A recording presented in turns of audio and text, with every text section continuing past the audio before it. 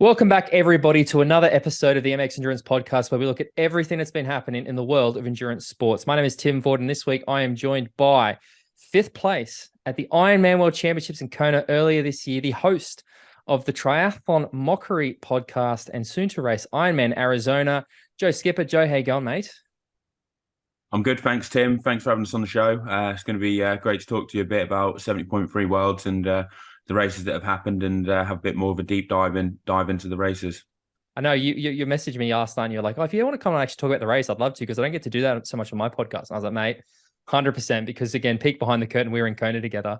And I swear to God, that's all we talked about was just like triathlon for like a week. It was just not, your poor wife, Laura, must have just been like, can you two shut up, please stop talking about goddamn pro racing. But mate, how you been? Like you've got, you obviously had your great performance in Kona, and then you're gearing up for Arizona. How's the training going? How's everything? How is everything? It's good, thanks. Yeah, I mean, training for Arizona is the last kind of like big one of the year. It's the weather's made it a bit tricky here because it's absolutely pissing it down right now. I'm actually doing a long run later on with Techno, who comes out on me on the bike, and he's like, "Are you still going, or are you on the treadmill?" I said, "No, I'm still going. If you need some more waterproof, so I got them for you." It's 9 Celsius, and it's been chucking it down. I've heard it before I woke up, like just them nights where you hear it all night just on the windows. It's like that. But I'm just motivated because only like 10 days left, and then at last taper for the race, and then that's one big show. And they've put the start list out now, so it's pretty stacked. The start list, yeah, it looks strong. So that's good motivation if ever you need it to kind of get the last bit of your training in, because it's going to be a really fiercely fought out race, I think. Yeah, I saw the post about the start list, and I was like, yeah, it's really good, because it's actually funny. I know a few people are sort of targeting these late season races. A few people race Kona, I guess. I mean, you've already got your Kona slot for next year. I think you got that in Wales, but there's a lot of people who seem to be trying to secure that spot as early as possible to get ready for next year. Yeah, and I thought the race was probably going to have a weaker field, if anything, because you've got Arizona and then you've got Cozumel on the same days. Mm-hmm. And then 5 days later, you've got Israel. And then about another week later, you've got Western Australia. I thought Western Australia was probably going to have the weakest one because it's so hard to get to. And, you don't really want to travel there if you come from Europe or America for a week. But I thought Arizona and Cozumel might be spread out over them, but it seems like a lot of people have decided to do Arizona, and it would be interesting to see how Ben Kanute goes after second at Worlds, deciding to step up to his first Ironman. I think he's from the city as well, Phoenix, basically where the Ironman is, so he probably knows the course. So he's probably going to be a tough one to beat. Well, especially if you look at the way that again, we're going to talk about it, but I was very surprised by his performance. Not that I don't think he's not capable of it, but I think the way that he rode that bike leg in St. George, because again, I know we shouldn't, but we always sort of say those former ITU guys maybe have a slight weakness on the bike. I mean, we know Ben is a pretty well-rounded athlete for a long time. He was probably the most versatile athlete in the sport before Kristian started doing his thing. But I mean, that's the thing. I was like, yeah, okay, I think he could be quite good in Arizona because he's got that killer swim, very strong bike, and then a very good run. Yeah, it's going to be good. And Sam Long's going to be fired up. Yeah, Sam Long's definitely going to be fired up. He's going to be really motivated after He's your pony, isn't he? He's your pony because you seem to beat him most of the time when you race him at an Ironman. Yeah, well, I've got to work. We'll have to work together probably. The way that race is going to pan out, I think, unless I can have a really good swim. I know there's some strong swimmers in it because the guy who raced Wales against me, and Andy Horsfall-Turner, I saw he was on the start list. Yeah, he's ranked on the PTO rankings as the fastest swimmer in the world on their rankings, and he's going to be taking that swim at hard. But he's also a fairly good cyclist. Hopefully he'll drop Ben, because otherwise he's going to set Ben up for a right cracker, because he's going to tow Ben along and then end up them two ride it. But Andy can ride quite strong as well, so it'd be them two getting pulled along to the bike, and we'd have a lot of work to do behind. So, but no, I'm looking forward to it. I think as well, it's going to need to be won in close to 7:30. Like looking at previous time that course, how everyone's improved in the times, I think it's going to be a fast time, and I wouldn't be surprised if it's under 7:30 for the win. Wow, because I think it's going to be like flat full on the whole day, because I was out yesterday cycling. I was weighing up what I think it would take, and I think, for me, for instance, like around 50 minutes for the swim, if it's around 4 hours for the bike, and then you'd obviously go sub 240, that's 220. If you went sub 240, that's under 7:30. Add a few minutes on for transitions, and you've got around 7:30. But then for some guys, for instance, like Ben and that, they might swim 46, 47, then they could only have to bike 4:03, and then they're probably still going to need to run 2:40-ish because people are going to be chasing them from behind. So I think it's going to be a very fast race, and there's going to be some quick times to finish the season out on. It's crazy to hear you say this. And again, I think I was having a conversation with somebody about you this week, and they were saying that you're very good at predicting your times. Like we look at what you did at sub-7, where you're like, I'm going to do 6:46 or whatever it was, and you literally like to the minute nailed it. Like, but I find it crazy to hear. Like you think not even that long ago, I think not even the last decade, to go under 8 hours was like a big deal. You know, there was like a very small group, and now we're talking about sub 7:30 to win an Ironman. Like the evolution of the sport over the last couple of years has just been ridiculous. Well, I think part of that is there's more people of a closer ability, so you have to push a bit harder to beat them. You know, on the run, some people might have eased off on the last 10, 15 miles of the run before because they might have had a 6-7 minute lead, whereas now you haven't really got that. And then if there's 4 or 5 people close together on the bike, they might be working together, pushing each other, so they're riding faster, they're more aerodynamic, increases in like nutrition, how much people know about that, and the products have got better. So then people are getting off the bike fresher, they're running faster, and probably to do with their training because nutrition's got better. And obviously, you're putting in a lot of hours week in, week out. If your nutrition's better, you could probably train a bit harder and recover a bit better. So people are probably getting there fit. I think it's just a whole combination of everything. But you know what you say about like predicting my times. Part of that is probably because I coach myself, and I know when I'm on the track session, or if I do a swim set or whatever, I'm normally, if I do a track session, like within 1 second, you know, per rep of what I'll do. On the swim, within a second. The bike, I'll literally be within like a watt or two of what I'm going to hit. You know, I just know exactly what I'm going to be aiming for, what I'll be doing for all the sessions that I do. And I guess that's probably because I've been doing it for like 15 years. You know, I know exactly what power and speed and everything I'll be hitting, like depending on even like how I'm feeling, what would be an appropriate amount to aim for. And I'm always so consistent in the sessions that I do. And I guess that's probably one of the reasons why I'm so good at predicting my times or know roughly what I'll be able to do, is just because of that experience day in, day out. You know, if you're doing 3 sessions a day, always knowing what kind of speeds you'll be swimming and running and stuff like that. Do you find, is that a thing you can feel? Like, are you able to, because it's funny, what I've noticed myself in the pool the last year, because I always heard people, you can tell how fast you swim. I was like, fuck, I don't know. Like, I feel like I'm swimming fast or hard or whatever. Whereas I've definitely developed that in the pool now. Like I can finish 100 and I'm like, all right, that was like a 113, and I check and it's 113. And I'm like I've learned that. So for you, is it a lot about the, you know, looking at the watch, or can you sort of, while you're running, you're like, okay, this feels like 320 pace, or while you're biking, this feels about 300 watts. Like, do you have that sort of intuition with your body? Yeah, just feeling it. Yeah, like when I'm on the track, I don't even look at the watch. Like for instance, I did a session the other day, like K reps, and apart from the last rep, there was like 6 of them, and they were within a second. And I didn't look at the watch until I pressed the button. When I say it was in a second, like one of them was 1 second higher than the other 4. The other 4 were all like exactly the same time. And I didn't look at the watch at 400, 800 or anything. It was literally just pressing it to start, pressing it to stop, and they were all like bang on. Well, and they were different. You did that in Kona when we did that. Yeah, you did that run off the bike where I was pacing you along with the bike, and you'd be like, that's a 333 kilometer. And the thing would go lap 6, 333 kilometer. And I'm like, Jesus, you're all over it, mate. Oh yeah, but sometimes that was a bit of a cheat, that one, because it was telling me on the watch just before it was saying on the speaker. That was how I knew. I wasn't like telling the future, and it was because it was a bit of a delay from the speakers saying it. I was thinking you're Nostradamus. I'm like, Jesus Christ, he knows what he's doing here. This is impressive. Well, I'm looking forward to seeing Arizona, man. Again, I like that we've got this like this big race coming up. Like again, I'll admit I looked at that start list and I was very excited to see, in particular, Sam Long. Like I think he's had a pretty rough year, to be honest. He's had some performances that have gone not his way for a number of reasons. And he's, you know, I'm very keen to see. And I actually think I like it when you guys race each other. I think you bring out the best in each other in a lot of events. Like I think of some of your better performances last year were against Sam. So yeah, I'm looking forward to following Arizona. But there was a race, and we just touched on Sam Long. We are going to talk about 70.3. It's the main reason I got you on this week is to again, I love to get like a pro athlete's opinion on it, because you're talking about your peers. These are guys you race a lot. Let's start with the women's race, mate. Now, what did you think about the women's race? What are your takeaways just in general? What do you think? I thought it was an awesome display by Taylor Knibb, and she was my pick like before the race, because I just thought with how she raced at Dallas, She swam with Lucy Charles.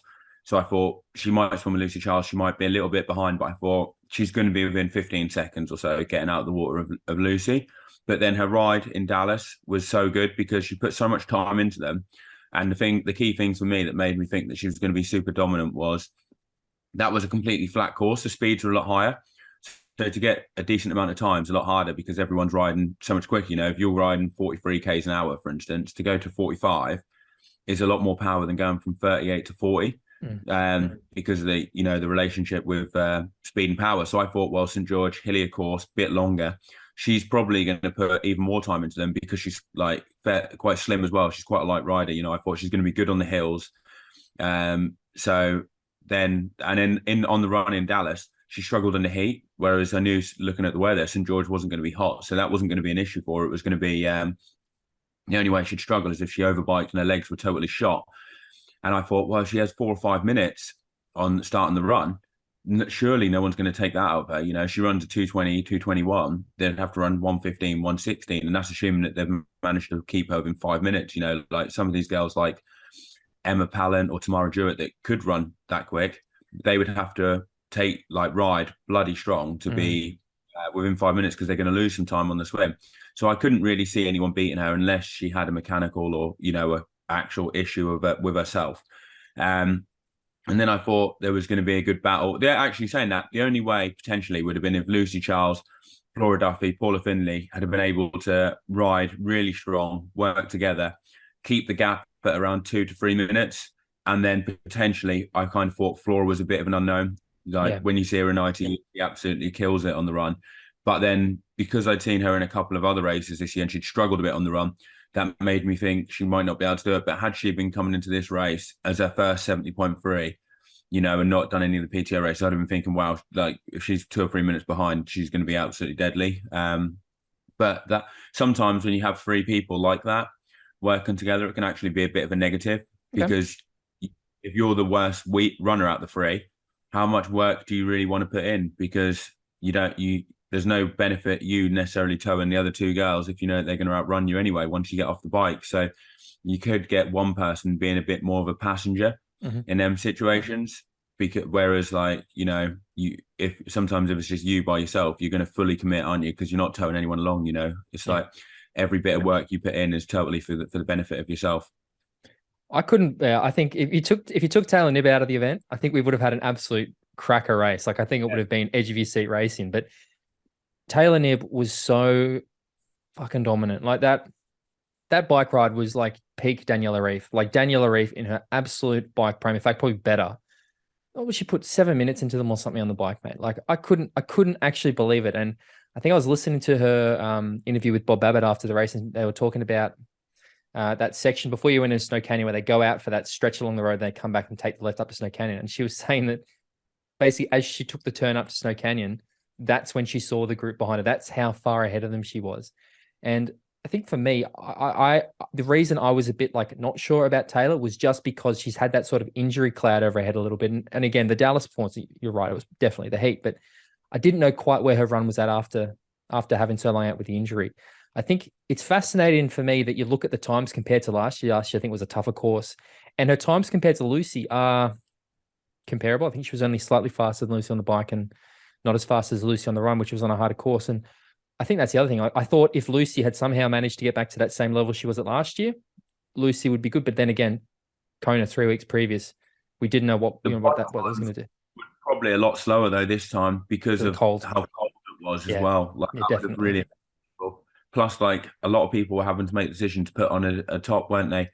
Which is like, it keeps you a bit warmer, but then you're definitely going to lose a decent amount on aerodynamics, aren't you? You know, because that's a tough one to make. That was something I wanted to ask you about actually, because I did see a lot of the athletes going for. It's funny because we look at how, you know, these days it is all about the aerodynamics and these marginal gains, and you know everything's about the material and the kits and everything. And then you go to a race like this, the World Champs, and everyone's putting bloody plastic bags down their things and putting extra layers on and gloves and everything. I thought I'm curious about, for an athlete like yourself, would it be comfort over aerodynamics? Like, what do you think is actually going to? Is it better to be comfortable and warm over being as aerodynamic as possible? I'd have gone like the big Norwegian, mate. I would have gone aerodynamics, like, and just settled a bit with the cold and put push hard, because I know I've raced some really cold races, like, Ironman UK, when it's been like 6-7 degrees Celsius and raining. And once you're into it, I don't really feel the cold, I'm fine. And I would have thought to myself, I'm one of the bigger guys anyway, so like I've got the best chance of being warm. And you could lose quite a bit in aerodynamics. You put a long sleeve on, you won't be losing 10, 15, 10 watts, or more. That could be 90 seconds, 2 minutes and a half. Exactly. Yeah. Just a amount of time for me, someone is going to be chasing anyway. I love it when it's really cold like that, because I know people are going to be putting stuff on in transition. So I'm like, right, I can take 30 seconds out of them in transition. Hopefully, if they're slowing themselves down because the aero, I could take another minute and a half, by the end of the bike. And I'm thinking, yes, this is all extra time that I could take, So for me, I love that. I would have probably done what Lucy Charles did and put something down my tri-suit, like a plastic bag, or had some newspaper like the old cyclist, in transition, chucked a bit of a newspaper down the front, the top at most. And other than that, I wasn't going to do any more, potentially what Taylor did, where she, quickly put a towel on, dried it for like 5 seconds. But I mean, everything you do in transition, you're wasting it, aren't you? And how much time are you going to get back? And like, the day heats up, doesn't it? Like looking at it, it was going to get up to like 7 or 8 degrees, I think, by like halfway through the bike or towards the end. And like, that's not too bad, is it? If the sun's shining, 7 or 8 Celsius. Typical Brit, mate. To me, that's hideous. Like, that's absolutely the worst. And you're like, oh, it's not bad. It's balmy day. Sounds lovely. Mate, the sun's shining there. I've been out in a lot worse conditions here, riding through the winter. So when I see that, like, Come on, mate, we know you love the trainer. We know that you're passionate about the indoor trainer. So I'm passionate about indoor training. Like, it's always sunny in Watopia. You never get cut. You never get rained on. Exactly. Some other things I thought was interesting about the women's race. I mean, we know that Flora is not necessarily the best swimmer, and you're right. There was this sort of question mark over performance, but I would have thought that course quite suited Flora. Like, we know that she has got that extensive Xterra background. Like, she's an extremely good bike rider. And I don't know whether, I spoke with Flora earlier this year, and she's sort of like testing things out. Do you think that this performance, what did she finish? 5th, I think it was in the end. Do you think we're going to see Flora Duffy, continue with 70.3, or do you think she's like, I don't really care for this? Like, what are you, just looking at that sort of performance, what would you expect? I think probably, yeah. I think you probably will. I mean, she's won the Olympic gold, hasn't she now? She's won the World Triathlon Series Championship. So she's done all that. And the fact that she's not winning straight away probably motivates someone like her to see if she can do it. It's almost like a different challenge, isn't it? I think it might have potentially had the negative impact if she had to come in straight away and walked it, because she'd have thought, this is a bit boring, I'm miles ahead. I'm not really. But the fact that she's in some battles, I mean, like, it would be quite exciting, wouldn't it? If you're in a battle like she was, 3 of them running together for second place, potentially, if Taylor had a cramped or had something wrong, the 3 of them would have been fighting out for the win, wouldn't they? I think that's probably got to be quite exciting. So I think, yeah, she probably would do more, because it's got to be, it's a different challenge. So I'd like to see it. One of the people actually who I think might be kicking themselves a little bit would be, after their swim, would be Emma Pallant-Brown. She got out only 1 minute and 10 seconds, I think, behind Lucy Charles, literally right ahead of Paula Finley. But she got too cold on the bike and lost, like, couldn't ride that hard, lost a bit of time, but then ended up having like one of the second quickest run of the day. Quickest, yeah. Yeah, so like that was, but I think going back to the cold as well, I think the women notice it a lot more than the men, because first of all, their day was like 2 degrees colder, and they've got a lot less body fat, I think, and total, body weight than the men. So they can't warm up as quick as what the men can. Like, if I'm 25, 30 kilos heavier than the women, pushing like 80 watts more, I'm going to produce a lot more heat to warm up. So I think the women, it's a lot more crucial to put warmer clothes on, whereas the men, you can kind of get away with it a bit more. The other one I'm curious about, I made the big call at the start of this year that I thought Ash Jenner was going to go and win this race. Do you think that if Ash Jenner was in this field, we would have seen her? Do you think we would have seen a closer race between her and Taylor Knibb based on what we've seen, Ash? Or do you think that, Taylor was pretty dominant on that bike, and she didn't really, she wasn't super slow on the run. Like, she still ran a 1:21, I think, off the top of my head. Like, what do you think Ash Jenner would have done to this race? Well, if you look at how she ran in Dallas and everything else compared to the other girls, like she outrun Tamara Jewett in Dallas. So, say she could have run a 1:16, that's 5 minutes quicker. But like the problem would have been if she was there with the other 3, Lucy and Flora, aren't going to put as much work in, are they? Because they're going to be like, I'm not going to tow Ashley Gentle round. So a lot of the work is going to fall on Ashley, because they're going to be like, well, if she's here and she might outrun us by 3 or 4 minutes. We're not going to help her contribute on the bike for her to go and win it. So you'd almost be like, well, Ashley, if you want to win the race, you need to put a load of work in. So I think it would have been extremely hard for Ashley to win it, unless she was on a really good day on the bike and could have got that gap down to 4 or 5 minutes, or she would have needed somehow for the other girls to help contribute. The other girls might have, because they might have thought, if we can get it down to 3 minutes, we can outrun Taylor, by that amount of time. Potentially, this is what they might have thought in their heads. And then they might have thought if they fancied their chances against Ashley on the run. But I mean, she's been so dominant this year, it would have almost played against her. If she wasn't so dominant on the run and it had been coming down to like between a minute between them, in some of the PTO races, they would have probably thought, fair enough, we'll work with her. I might be able to take her on a good day. I feel pretty good. But when someone's been outrunning you by 5 minutes, it's like, you don't really want to be taking them. It'd be like towing Gustav along, wouldn't it? 70.3. It's like, who in their right mind is going to want to do that? Like as soon as you get off on the run, he's going to be gone. I think the other thing as well, when you look at Taylor Knibb, it's that case. I think that they all know what she's capable of. So you imagine that they don't particularly want to let her, like when she made that move on Lucy, she passed Lucy Charles like Lucy was standing still. Like it was like, I was actually like, fucking hell. And then the way the gap just increased the way that it did, like to put literally all that time into, again, some of the best cyclists in the sport. Like I really was like, I think we're seeing the start of like, she could win a few of these, to be honest. Like she's very even. She's a very well ran. I mean, the bike is phenomenal, but she's swimming with Lucy. She's biking like Danny in a prime, and her run ain't bad.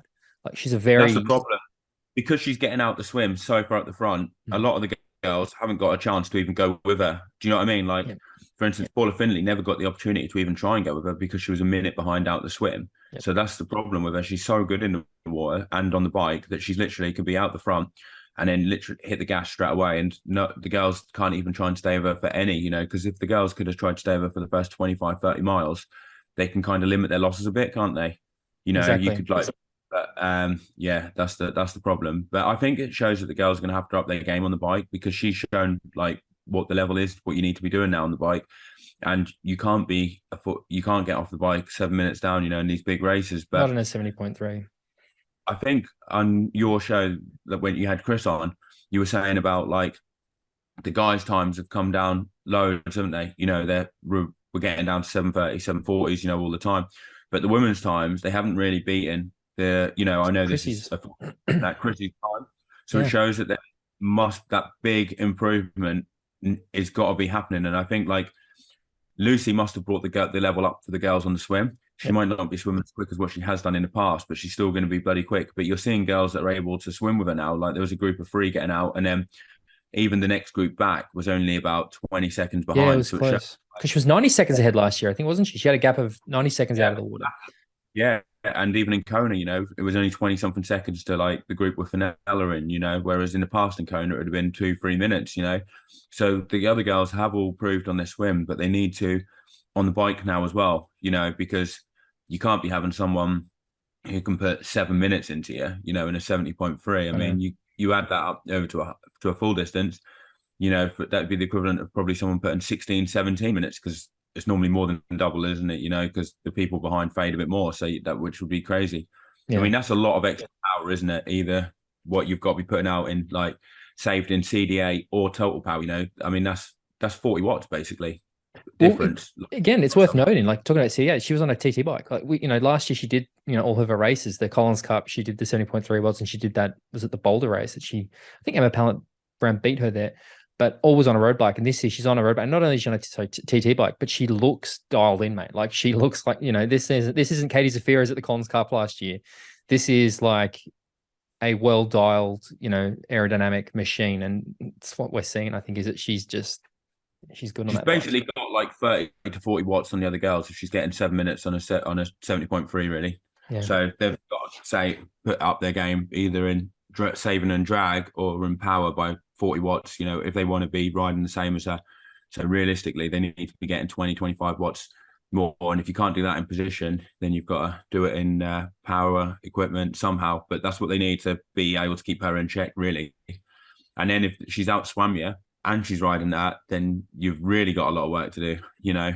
I love the thought that she's kind of going to become like the female version of Kristian Blummenfelt, where, you know, I remember probably even a year ago or maybe 18 months ago, it was very common to see a lot of the WTCS or the ITU guys who were sort of stepping up to 70.3 a bit, like at the Challenge Daytona, we had, you know, Henry Schumann, Vince Louis, a lot of these guys sort of dabble in, but you didn't really see it so much with the women. Whereas Taylor Knibb seems to be the first female who's really committed to both distances. And I like that. Like, I like that we're going to see maybe an athlete, you know, she might decide to go into an Ironman, she might go, hey, let's have a crack at Kona next year. Like, because I like that. I like seeing that versatility of an athlete. I know that I'm speaking to a pure Ironman athlete right now, but as a fan, like, I get very excited about seeing the way that the athlete will adapt to the, I mean, I'd love to see you have a crack at a World Cup race or something, mate, you know, improve on Cam Lewis. I'd be back after the swim, mate. I'd be out. You've got to be a really good swim. But I do like watching people go from like different distances. I do think it's really good to see. Like, I like seeing it when you see the Norwegians dabble, you know, like in some of the short distance races. Like, I watched the race in Bergen where Kristian was like second, and like that was a really good one. So I do watch all the distances. Like, I watch Super League, you know, I love watching that. So like, I do like seeing it. And I mean, I know it's talking about the men's race, but one of the guys who I was absolutely gutted to not added so much to the race was Martin Van Riel. Yeah. Like a fit Martin Van Riel, looking at how with Dubai earlier this year. And if you'd have put him in the mix, Kristian, I think, would have struggled to beat him on the run. Like, I mean, a 111, I don't know how much more Kristian had in the tank. But I mean, if Martin had run a 109, 110, say, on that course, he was going to be with Kristian, you know, getting off the bike, maybe even ahead, because he swims front pack in ITU. He's a brilliant swimmer. His biking's bloody strong, and he's good on the hills. So that would have been such a good battle. And it was such a shame that you didn't have him. I mean, it would have been good to see Alistair and Jan fit as well. Like, I mean, it would have been good if, like, you'd seen Kristian, Gustav, top fitness, versus what Jan did when he was at top 70.3 fitness. Brownlee in there, Martin Van Riel in there on that 70.3 on that course. It would be a fantastic race, wouldn't it? That would be awesome. But it just seems like it's so hard for the top guys to all come together because someone's either injured, you know, like the season doesn't work out that way. And it's just like, you almost get robbed of all the best battles, don't you? Well, I recorded an interview for next week's podcast with Kyle Smith this morning, and we discussed this exact thing because Kyle he's had some struggles in, you know, this year with sickness and stuff. And I asked him the question, I'll ask you the same thing. Do you think the reason we're seeing this, because you're right, like, I think you look at almost every major race this year where, like, I remember looking at the starters going, holy shit, we're going to have 2 Ironman World Championships. We're going to have the Collins Cup. We're going to have these PTO events. We're going to have 70.3 Worlds. Like, this is going to be awesome. And every race you get excited. And then as you get closer, Jan Frodeno drops out. Alistair Brownlee drops out. You know, this person's sick. There's just this attrition. Like, I mean, yourself in St. George, I was so excited to see you race St. George, you get COVID. Like, do you think that, I mean, obviously the COVID stuff is part of it, but do you think that as a pro athlete, the fact that the year is so stacked now, that it is actually unsustainable for the guys to actually beat all the big races? Like, I can't understand how Kristian has continued to literally, like, he's done St. George, he's done sub 7, he's done Kona, he's done this, he did that Edmonton race, like, and then he went and did the World Cup. Like, do you think that the fact that there are so many races is actually making it quite difficult for pros at the moment, or is it just a case of you need to be more selective about the races you pick and accept that you can't go to every single one of them? Yeah, I think you definitely need to be more selective and accept that you can't go to every single one, which is probably going to play out better for the PTO because they're the big money 70.3 kind of distance races, aren't they? Because there is too many, especially this year because you had St. George. But in a normal year, you wouldn't have had an Ironman World Champs in May. So potentially it might not have been so bad because you might have had 2 big PTO races in the middle of the year, which would have been probably okay if you're doing Kona or an Ironman distance race. You know, it would actually probably be pretty good. Then you'd have had that. And then I think the 70.3 Worlds after the Ironman World Champs is absolutely ludicrous. Yeah, like, silly, it makes isn't it? Like hard. I mean, you've only got to look at how many people race both. And I think the only one you could really say that raced well certainly in the men's field after doing both was Kristian. I mean, Lucy did both, but I think there was only 2 women that entered it, you know, that Lucy and another one. But it'd be interesting Lucy obviously got like fourth, but how was her performance compared to what she was expecting? Did she feel good? I mean, like she might have felt a bit jaded. She might have had a really good day and got fourth. I don't know, but I think the 70.3 Worlds needs to be before Kona, because when it was 5 weeks before, it was almost like great preparation for people. 100%. You could Definitely the top half 5-6 weeks before, and then you get all the best people there doing it, and surely that's what you want to see. I mean, who wants to see people that are fucked from doing an Ironman World Champ? Exactly. Like for me, I think the excitement for this 70.3 was a lot less. I think because of that, like there were so many people who had done Kona, and some people who couldn't even make the start list because they've done Kona. And yeah, like I said, I think next year, because I think it is 4 or 5 weeks. It's end of August next year, with Kona being first weekend. So it's probably 4 or 5 weeks, which I think, again, 100% makes it better, because you look at those great races we've had in the past.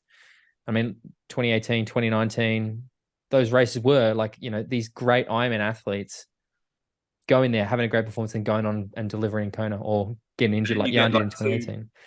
Yeah, and then you get kind of like two battles, don't you? Because you have the one in 7.3, and it gets people more excited, especially if two of the people are going to do the Ironman, coming up, afterwards. People are really looking forward to it, aren't they? And it's, or have the 70.3, but I mean, the 70.3, having it before, I almost look at the top 70.3 races now, to be honest, as the PTO races, Yeah, they are. In the middle of the year. And I think they've actually been getting stronger fields than 70.3 Worlds, to be honest, like, because everyone really up there at that distance races the PTO races. So to me, in my head, like they're almost like the half distance world championships every time, because I would actually say PTO race in Dallas and Edmonton were stronger fields than the world championships, world 70.3 champs. And more exciting. To be honest, both of those races were more exciting too. Like you look at what happened in Edmonton, where you had the drama with, we had Ali, leading off the bike with Sam Laidlow, and then he gets the stomach cramps, and then Sam Laidlow cramps, and you got Gustav and Kristian, and then Kristian cramps. Like that was an exciting race. And then even, same thing in Dallas, where you had the, Colin Chartier running through, Sam Long sort of fading a little bit. Like really exciting races compared to this one, where let's go to the men's race. I swear to God, Kristian was just toying with it. Like poor Ben Kanute, I reckon Kristian was just like, okay, mate, have a go. Let's see what happens. And I'll drop the hammer when I'm ready to drop the hammer. Because I really, looking at the men's race, Kristian. I think he was like that towards the end. Like, I think he was timing, but I don't think he was expecting to get caught though. No, of course not. Definitely not. I mean, you've said this about Kristian a lot in the past. Like you said, the only way to beat this guy, or both of them, is to actually take the race to them and not let them dictate the terms. And I did not expect Ben Kanute to do the performance he did. When he ran straight up to Kristian, I was like, fucking let's go. Like, let's go, Ben. This is what we need to see. We need to actually see someone take it to them. And it was great. I missed the bit where he ran up to him, because when they started the run, I started making dinner, in the kitchen. And then I'm like, Laura's parents were there, and someone said like, "Oh, what's going on?" I said, "Oh, bloody Kristian's going to win it again." And he's got off the bike, by himself. No one's going to do it. And then I think Laura saw the TV because it was on in the background. And she said, "Well, there's someone else who's leading it." I said, "What?" I went, "Look." And I said, "I didn't think this was going to happen." So then I started like watching it again. I was like, bloody hell. Like, I thought it was going to be almost a foregone conclusion then, because I really was hoping that Magnus would be able to drop Kristian, on the bike, because I was talking to someone while it was on. They're like, "Who do you think is going to win?" I'm like, this is about 25 miles into the bike, and I'm like, if it stays like this, probably Kristian. I can't see anyone beating him if it gets the run. But I said, if Magnus can drop him within the next 5 miles, this is going to be really exciting. And I was hoping that Magnus might be able to get off the bike with, say, 2 minutes, something like that, or someone in that group have like 2 minutes. Ideally Magnus, because he's run like some 111s, 112s, so he's a solid runner. I thought Frederick would probably struggle with 2 minutes. So I was hoping that Magnus would be able to get a bit of a buffer, and then it would be a really exciting race of like, will Kristian catch him? Will he run out of road? And it could come down to the wire. And that's what I was hoping for. But I guess Kristian was obviously riding pretty strong for them guys not to pull away. I spoke with Magnus. I speak with Magnus all the time, but like he was saying, because I think watching how Magnus did that race, I think he strategically did very well. He picked his battles. I think he did really well to not allow Gustav to come with him. Like I think there was a real risk that if he had have allowed Gustav to tow up with him to that front group, I think Gustav might have had a very different performance. But so that was brilliant. Then where he attacked in that, as soon as they hit Snow Canyon, I was like, yeah, good move. And then they come back and fucking Kristian's in front of him again. I was like, what the fuck? I And know. I saw that. Magnus said, he's like, mate, Kristian rode so strong. Like, that is one of the hardest bike rides I've done. And you know what? Magnus is a good bike rider.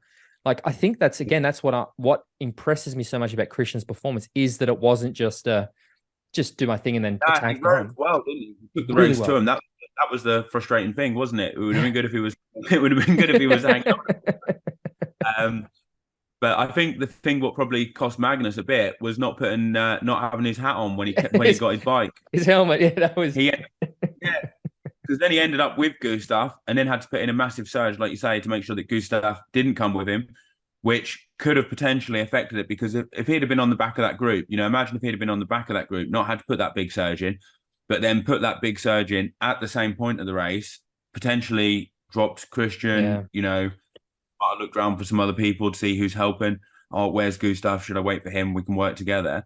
It could have been so different. It might not have been. It might have ended up being Magnus put the surge in, Kristian comes with him, and then Magnus is like, fuck, it's the one guy I didn't want to come with me. He's come with me. But like that would have been the only thing that could have potentially affected his result. If he still wasn't able to get away, then he might have got second place. But in saying that, Ben runs so well. I wasn't expecting Ben to run that well. I think he's not run well this year. He's had quite a rough year. You look at his performances, and they've just not been. I mean, Ben's always been a really good runner. He's got that ITU background, and he's misfired a lot this year. That's why again I was like, fucking hell, what the hell is happening? This isn't what I expected. I would not have picked Ben Kanute for the podium here. I wouldn't have. I did pick him for the podium. So it was that, but he was. I wonder if it would have been different in the race if when he had have caught Kristian, if he kind of just gently rolled up to him and then tried to wait until the end, for a sprint, would Kristian, because when he was trying to attack, but then I don't know, it just seemed like Kristian had quite a lot left in him, didn't he? That's what I mean. Because I was wondering when he was doing them attack. Yeah, when he was doing them attacks, I was thinking, is he going to is he putting in a lot of effort? But then Kristian's going to go over the top. But then with running, you don't really save a massive amount anyway, do you? Sitting behind someone is marginal, really, isn't it? But yeah, I think he was just toying with him a bit, wasn't he? Which is it did make it interesting at the time when you're watching it because you just thought maybe he's on the limit because he's just been caught for 30 or 40 seconds, Yeah. But again, I think it was, like I said, when he attacked, I was like, he's going to, as soon as they hit that downhill, Kristian's going, and he went. And it was like, yeah. Yeah, I said that 4 or 5K to go. I knew he was going to go because that's his trademark thing, isn't it? A long run from home, baby. And the thing is, everybody knows it. This is what I think it is. People know that that's what Kristian's going to do. Just like in ITU, everybody knows with a K to go, he's going to go. They just don't have an answer for it. That's the reality. Unfortunately, at the moment, that is the sort of situation. You spoke about Magnus and the helmet, and it's a good way to talk about one of the things that I am keen to talk about with this race, and that is around the penalties. Firstly, Magnus didn't get a penalty, and again, I am a bit biased. I'm glad that he didn't get the penalty, but I find it interesting that, technically the rule is I think you can't remove your bike before you've clipped up your helmet. Maybe the argument is he lost the time because he went back, didn't cross the line, went back, got the helmet. That's probably about the minute that he lost. But do you think, why do you think that they showed discretion in that point of view, and then they chose to give a penalty to another person that we'll talk about? Because with the Magnus one, I don't think he should have got a penalty. It's you've just forgot to put your bloody helmet on. Do you know what I mean? No one is doing that to get an advantage, are they? Because do you think Hayden Wild would agree with you after the Commonwealth Games? Yeah, but I don't think Hayden should have got a penalty as well. Yeah. I think that was ridiculous, and it completely over of watching a great race. I was totally saying that Hayden shouldn't have got a penalty. They should have used their head, and there's even videos of it. And it looks like he's not taking it off until after the bike. But referees should use a bit of discretion, shouldn't they? And the only thing you could say with the Hayden one was he was coming into transition to start the run, wasn't he? Mm. So getting the helmet off early, if you did it that way around. If Magnus had taken the helmet off before the line or had it off in his hand while he was riding the line, or whatever, undone it before he got to the line, he probably would have got a penalty. But running out of T1 without your helmet, you've already screwed yourself over enough anyway. You don't really need a penalty. You've not done that to gain any competition. It's just a genuine mistake. Well, then there was the other penalty. With the Sam one, I thought that was totally ridiculous. Yeah. And when they say that the penalty was a minute, for anyone that hasn't seen it, Sam was coming up, rolling up to a big group. the cameras came onto him and they said, "Oh, we're now with Sam Long. Like he's catching one of the big groups out on course. He's absolutely flying." And you're thinking, "Oh wow, this could be really exciting if he catches like the front group." And then he's overtaken him. And then as he's overtaken like one person, he's just overtaken Jackson Laundry. Jackson comes back round Sam, doesn't he? To like, so they're three abreast almost at one point. And you're thinking, when I was watching it, I was like, "Oh fuck, this isn't good for someone. Someone's probably going to get a penalty here, knowing what the Ironman refs are like." And then about a minute later, Sam gets a penalty, but he had nowhere to go. Like, I don't know how he could have avoided it at that point when Jackson went round him, because if he'd have carried on overtaken. Well, I think, you're right. You talk about that Sam Long penalty, and like, I also was watching it, and the first thing I remember thinking when the whole thing started was watching Clement Mignon, who Sam passed. You could literally see Clement Mignon see Sam go, "Oh, jackpot, let's go," and you could see him like basically try to get out and jump on the back of Sam as he was passing the group. And I thought, okay, that looks a bit dicey. But then, like, after the race, we saw what's his name, Ron Cal. What's the head ref? What's his name, Ron? Something. I don't know. Basically, the head referee of the race. Anyway, saying, "Oh, this penalty didn't actually happen on the broadcast. It happened 60 to 90 seconds before the penalty was given." And I said to you, like, I actually was like, that doesn't sound right. So I went back and watched the broadcast and literally got my phone out, started the stopwatch from the second Sam came on camera to watch how long it happened. It was from the moment Sam was on camera until the moment he was given the penalty was about 3 minutes, 10 seconds.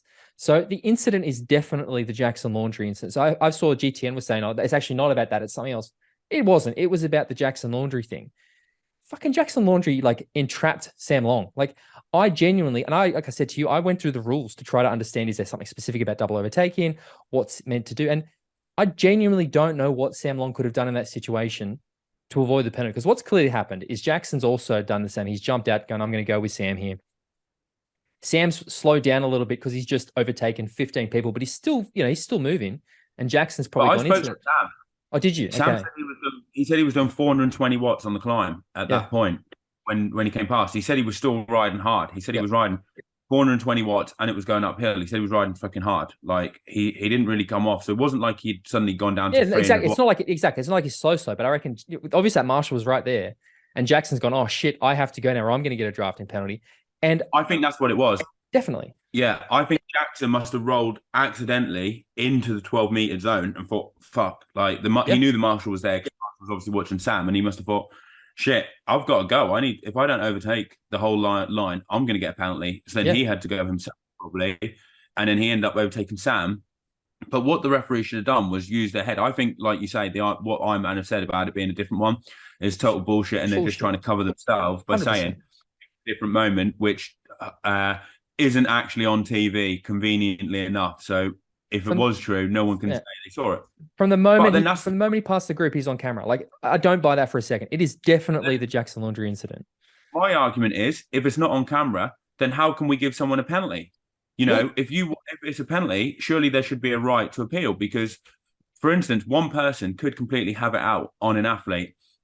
They give you a penalty. You've got no right to appeal. Like, he can't appeal this decision because it's the referee's word. So going forward, referees, I think, should be required to record. They have cameras on the head, on the helmets, or cameras of some sort with them.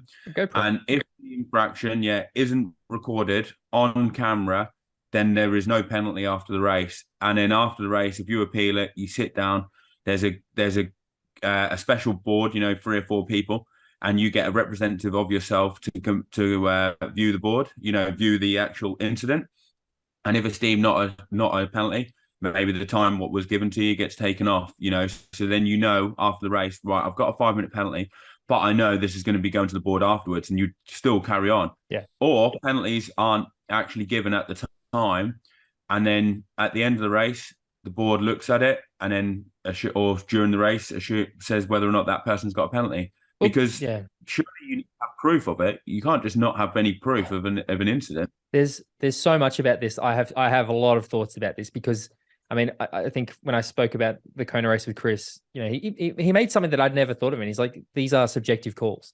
Like, we're talking about subjective calls, and the issue that I have with that is that they're not giving out warnings at the moment, which to me would say that if it is a 0 strike policy, you better be fucking sure that you've got the penalty right. Like, and again, the other thing as well that I'm like, we're seeing a lot. And I think again, I saw Sam said this in his post-race video, which I think is possible. It still sucks that it's happened to him, but maybe this is going to be a catalyst for change, because we saw this happen a lot in Kona. We saw a lot of people getting weird penalties for slotting in, and we saw this thing like that slotting in rule I think it's a problem for pro racing. I understand why it's there, but it's when you look at the way pro races happen now, where you've got these groups of athletes that are like 25 deep sometimes. Like an athlete like yourself who's coming from the back, the effort it's going to take for you to pass 25 athletes without getting at any point. And again, we have it every year in Kona. You're coming down the Queen K, and then as you get to the bit where you go up the climb from quite high, it's always where you catch a massive group for me.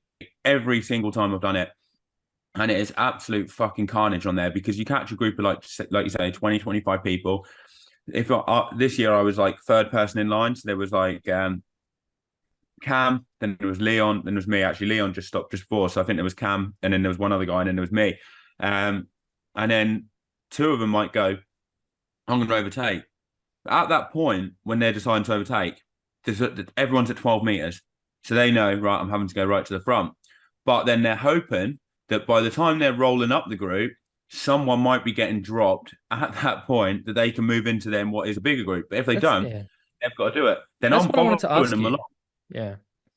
Yes, then I'm following them on third place. Yep. But if the gap only opens up to two people, then I've then got to overtake Cam, the other guy, and then potentially another 6 or 7 people in front. But if someone in second place or third place in that line thinks, actually, I'm going to overtake first and second, and they overtake first and second, put in a big, like, nail it, then all of a sudden I might not have the firepower then to overtake everyone. Boom, I get a 5-minute penalty.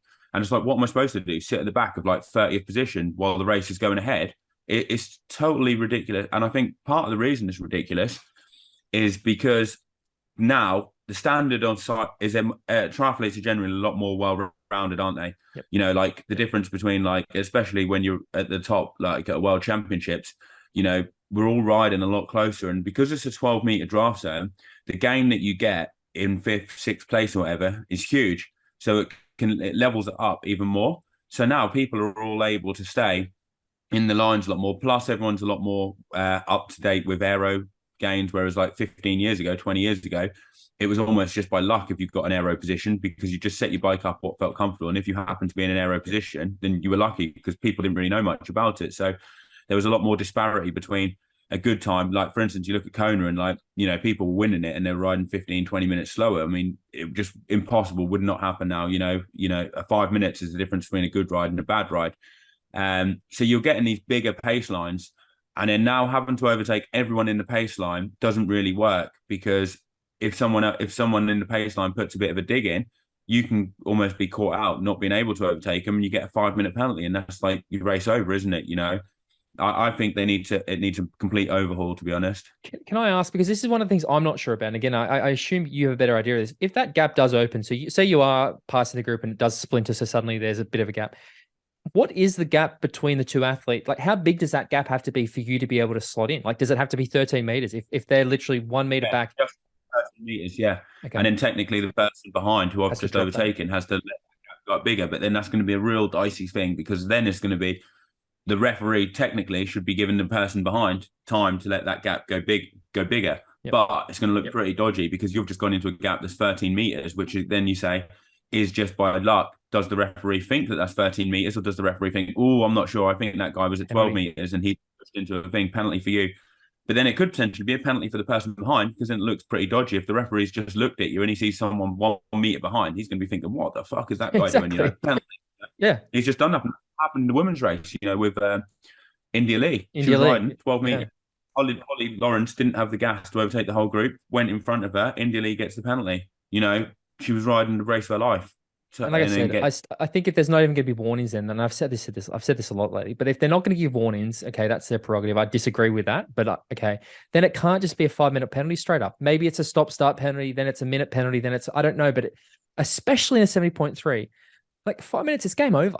Like the referee as well in the Sam Long one could have seen what was happening and said, look, guys, you need to make sure you get 12 meters, spread out, shout something to them. Referee. Actually, like a football ref, like in a football match, exactly. They're not just like that. They're like, "Oh, come on, boys, settle down." Yeah. Yeah, shout feedback. Look, guys, keep 12 meters. I'm going to give you a 5-minute penalty, and then you're going to think, oh fuck, like I don't want this penalty. Then you're going to do it. It's going to be everyone's going to be legit then because you're going to be shitting yourself thinking I'm going to get a 5-minute penalty. But to not actually say anything and then to do that, I mean, you say about the catalyst for change, and like while this race was going on, I posted something up on my Instagram and I had people contact me. Like Laura Phillip reckons it was the same referee that gave. I think it was too. I thought the same thing. I thought the exact same thing. He said the same one. And that's another thing. This head referee who's saying this thing, how the hell can he say that? Because that it wasn't on TV. Because what you got to think about was he wasn't on the course at the same time as us. Yeah. So he's only got the referee could say who gave it to him. It was from another point, but he's only got that referee's word of mouth because he's not seen any proof that where the penalty came. He wasn't there at the time. So he's only seen the same TV footage as us.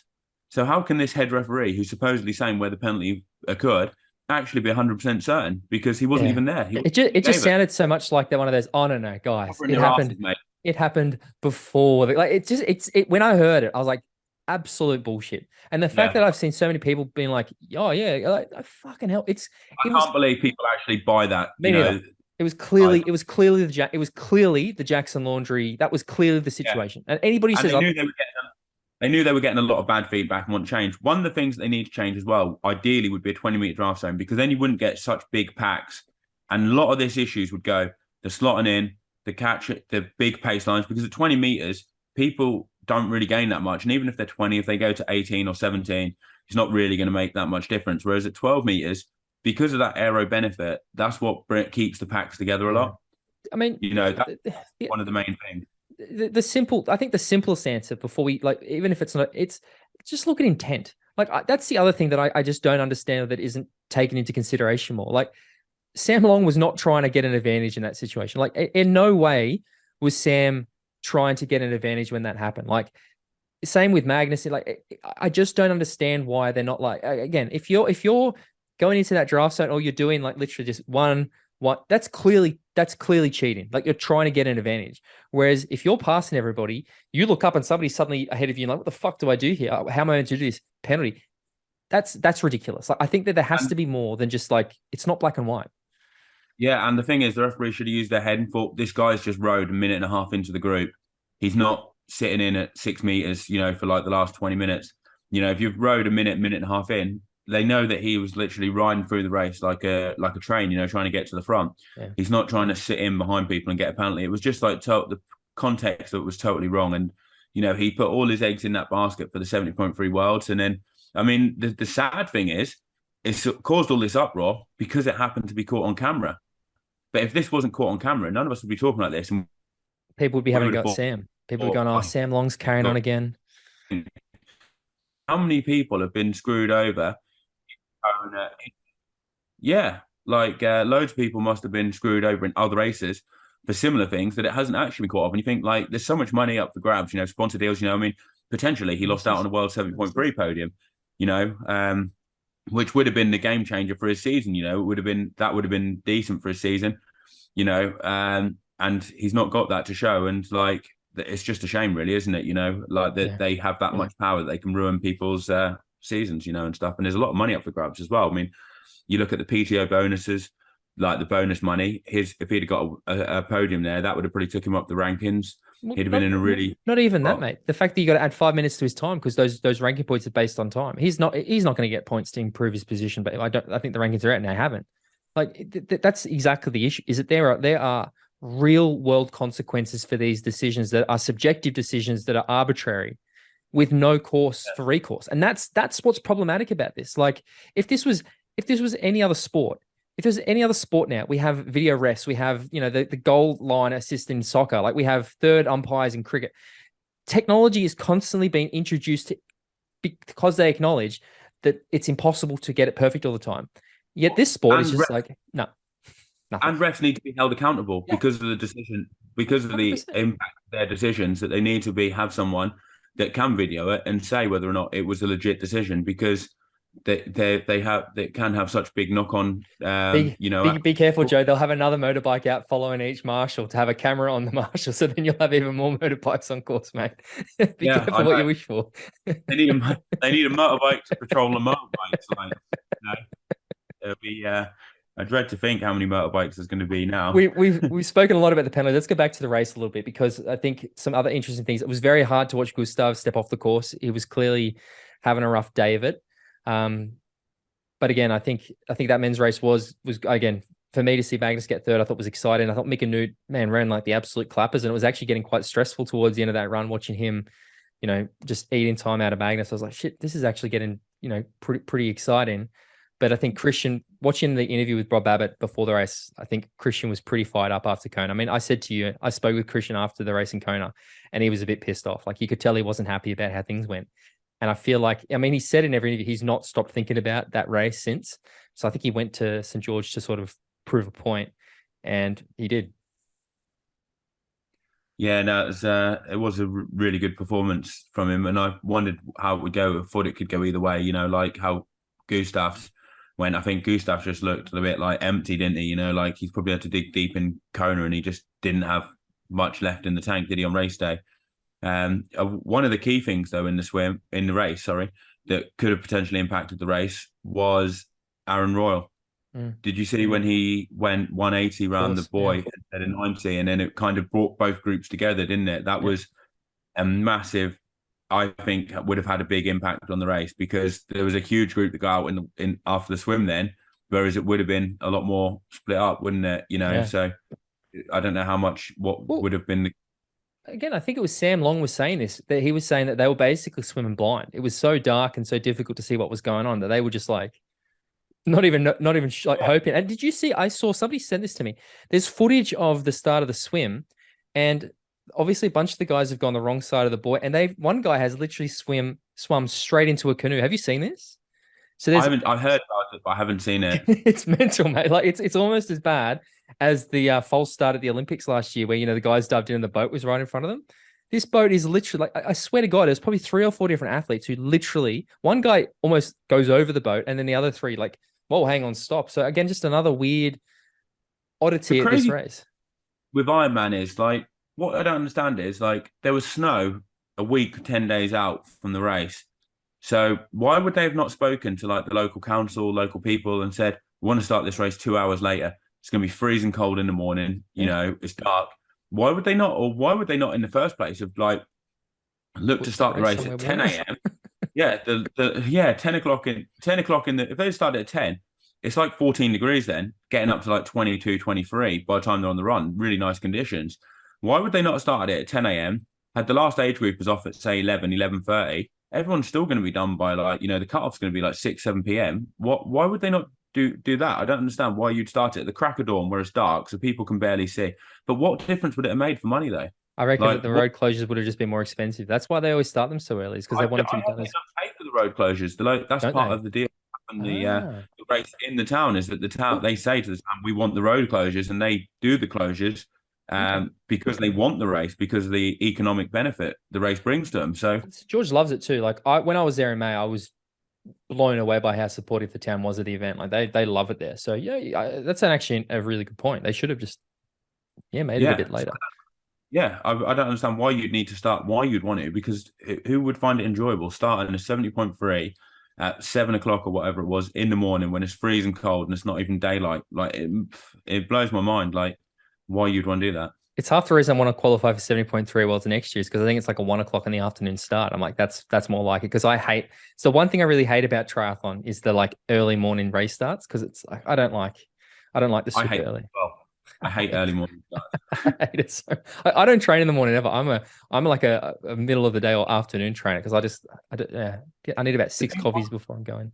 The thing what I most dread about an Ironman is the wake up time. Like Same. Oh god, that's going to hurt more than the run. It's like I normally get up at like 8 a.m. I'm getting up at like 4, like feeling like I'm knackered, and then thinking, geez, I've got to do an Ironman now. I know, it's absolutely brutal. Look, I think we've talked 70.3 to death. The other race that I want to touch on quickly before we wrap up is Super League Triathlon's grand final happened in the future city of Neom. Did you get a chance to watch this race? Yeah, I did. Yeah, I watched them both, like the female and men's. Like, had them on. What'd you think? I thought they were pretty decent. Like, I mean, the place was literally a desert, wasn't it? But I quite like the fact. I quite like the fact it had like the gravel road and stuff. Just to add a bit more dynamic, but I liked it because it was like massive crosswinds. So you could get a bit of an echelon going. It made Yeah, it a you bit saw that, harder. didn't you? Yeah, saw the echelon, really. Yeah. Yeah, and I knew from like when I was racing, like in the past in like Belgium, and when we used to do some of the road races, and like it used to be really windy and people would put it in the gutter.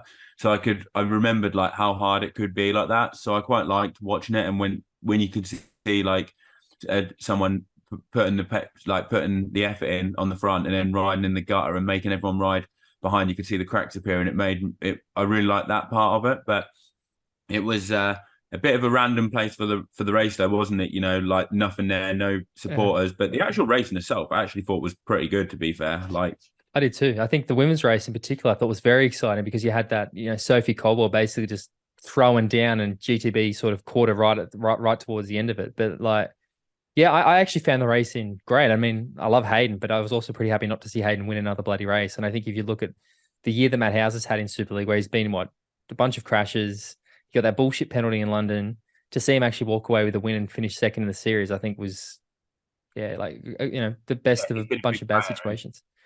He's been a big player in the series, isn't he? I mean, I wouldn't think he could be quite good at 70.3s because he's quite a big, powerful person. Like it would be good to see. He'd be a good one to see do some of the PTO races. I mean, he's an amazing swimmer. He's going to be right at the front. He's going to be a strong cyclist, and with his running, I mean, if he can outrun people like Hayden, at that size, he's, I'd imagine he'd be pretty decent at like an 18K. Be good to see some more people like step up to some of them races, and try and combine the both. Yeah.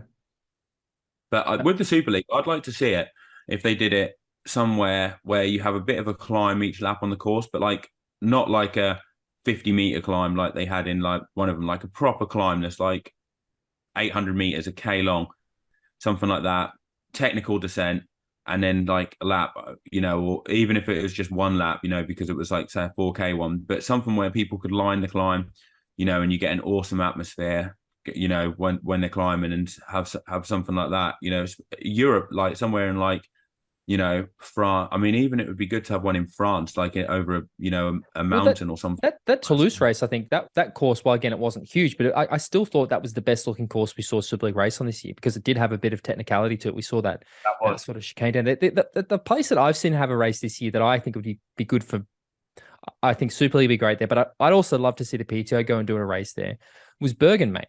Like that Bergen World Cup event that they put on that you touched on where Kristian came second to Dorian Connex. I was watching that. I was like, fuck, this would be a cool, like, this is a cool place for a race. And the way that again, you talk about that had that, the climb and everything in it. I'd love to see them do some more races in a place like that because it's such a hotbed for triathlon at the moment as well. So, the crowd's going to get out there to support the Kristian and Gustav and that. Like, I think something like that would be incredible because I think you're right. Like, I look at the Malibu race for Super League in a fucking car park. And then I look at the Neon race. And again, I like the racing, but I was like, this is not an inspiring course whatsoever. Yeah, and I think Super League needs to go back to the 2-day format where they have like multiple things and like change it up a bit. Like for some of them, it would be good if they did like, they were somewhere where there was a hill and they did say like a hill climb. And then you start the triathlon an hour later, depending on where you finished in the hill climbs. Because generally the strongest cyclists aren't the best swimmers, are they? So then if the stronger cyclists get the gap, then they are starting to swim at the front and it just brings more people into contention. Because basically you want to try and bring as many people into contention as possible because that's what makes it more exciting if there's more potential winners, isn't it? So I think they need to think of ways to do that because it's like you end up seeing the same people all the time. And exactly. Like in them short, you want to be mixing it up a bit. And they used to do it where there'd be a time trial for the bike and then it would be like, say, a swim run or something like that, or they'd do a swim time trial or, but I really liked how they used to do it. And like, if they could be on the 2-day format or something, or I think that would be really good because I used to really like that. Well, I also remember, sorry, yep.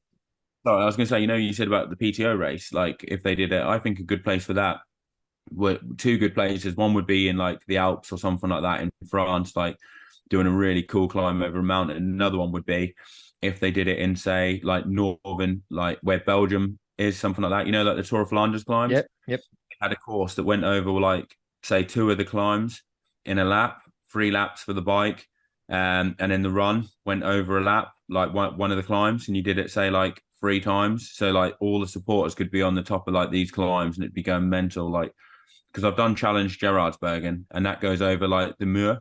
And the atmosphere on that climb is absolutely awesome. And if you had a PTO race and you went over it 3 times on the bike, over like 80K, and then you run up it, I think that would be mental. Well, again, it's funny because I think the PTO Dallas race was the same weekend as the Super League Toulouse event. And I remember watching both of them and being like, Dallas in a fucking residential nowhere with like 15 people on course. It was like, there's Talbot Cox.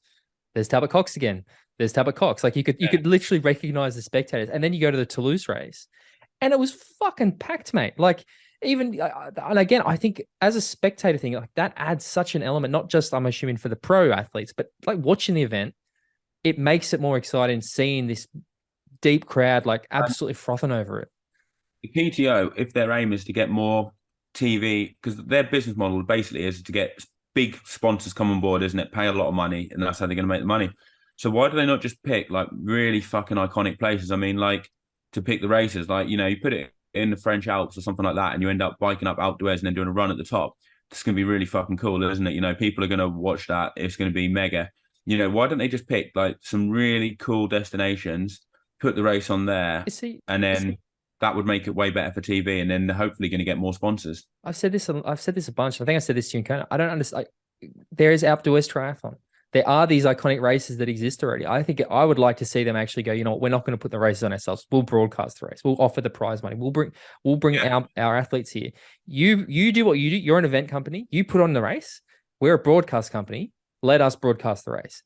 I think that's the way that they should go about it, because I think that they're onto something with getting the fields there. But then you look at, again, Edmonton had a bit of a climb in it, but again, it was, and then the Dallas race, I think, was just a shocking course.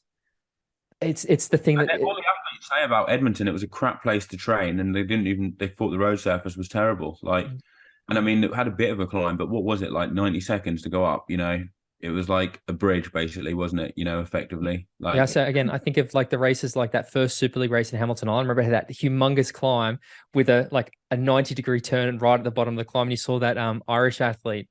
What was his name? And he literally just crashed, like just ate shit. He got done for doping. Yeah, he got for drugs, didn't he? Since then. Yeah, that's true. What was Ben Shaw? Sure. Yeah, that's it. Yeah, that was it. Yeah. But yeah, I think of that race. I think of him in the Rio course, had that humongous climb, and then the massive descent. Like again, it's something that I love to see. And again, an athlete like yourself, I think, would do it. The last thing I want to touch on just quickly, because I know we love Ironman so much, is I saw this week that they've put the price of the pro card up a little bit, mate. Have you seen this? I did, yeah. It's gone up like 25-30%, isn't it? They only sent it out like a few days before, but it's ridiculous, really, in a way, because basically the amount of money they charge the pros for a pro license covers almost the money that they give for the pro prize pot. So effectively, it's just a redistribution of money between. I thought it was funny because I heard your arguments about. I mean, obviously, I know what you were saying about how it's not fair that they expect you to, pay all this money to go to Kona, and they use you to promote their races to get more people there. And I thought they've listened to Joe, they've heard what Joe said, and they rewarded him by putting in the pro membership up to make you guys pay for your prize purse. Yeah, that's basically what they do. And that's one of my big gripes is about it is, they want for Kona, you obviously go there and it's all a self-funded trip, like no money's from Ironman, yet they want you to do some of the media and stuff. And it's like, well, hang about, guys. Like, say you don't want pros 1 minute, next minute you want us to do all the media and stuff, build a lot of hype around the race, and then in the hope that it inspires people and encourages more people to want to do an Ironman to qualify for Kona, so they have the pleasure of paying $1,500 to go and race in Kona now. And it's like it's like, what benefit is there for me? Yeah, again, I do all. What we said before, and then imagine, we know that the PTO and the Ironman have sort of bumped heads, but imagine if PTO said to Kona, let us broadcast the race for you.